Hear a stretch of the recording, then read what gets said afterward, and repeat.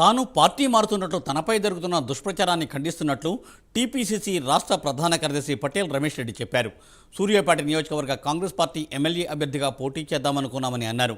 తనకు high command Nalgonda parliament అభ్యర్థిగా హామీ ఇవ్వడంతో తప్పుకోవడం జరిగిందని అన్నారు. రేవంత్ రెడ్డి తన చిన్ననాటి మిత్రుడని, చివరి శ్వాస వరకు ఆయనకు తన పూర్తి మద్దతు ఉంటుందని అన్నారు. తన జీవితం కాంగ్రెస్కు, సూర్యాపేట ప్రజలకు అంకితమని ఆయన పేర్కొన్నారు.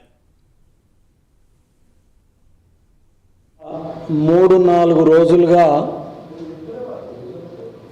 నాపై ఏదైతే రాజకీయంగా దుష్ప్రచారం జరుగుతుందో దానిని నేను తీవ్రంగా ఖండిస్తున్నాను. మొన్న నల్గొండకు సంబంధించిన పార్లమెంటు టికెట్టు అనౌన్స్ అయిన కొద్ది గంటల వ్యవధిలోనే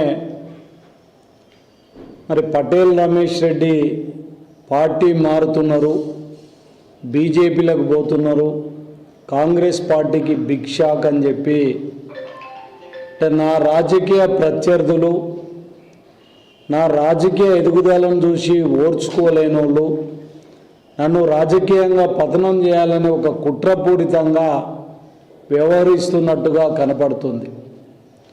ఒక పత్రిక తన హెడ్లైన్స్లో నేను పార్టీ మారుతున్నట్టు కూడా ఒక దుష్ప్రచారాన్ని ప్రారంభించడం జరిగింది. దీనిని తీవ్రంగా నేను ఖండిస్తున్నాను. ఎందుకంటే ఎలాంటి ఆధారాలు లేకుండా, దానికి సంబంధించి కూడా ఎలాంటి కారణాలు లేకుండా ఏది పడితే అది ప్రచారం చేసే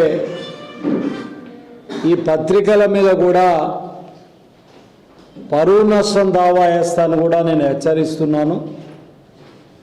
ఎందుకంటే నేను నా రాజకీయ జీవితం 30 సంవత్సరాలలో ఒక క్లీన్ ఇమేజ్ తోటి, ఒక క్రమశిక్షణ కలిగిన కార్యకర్తగా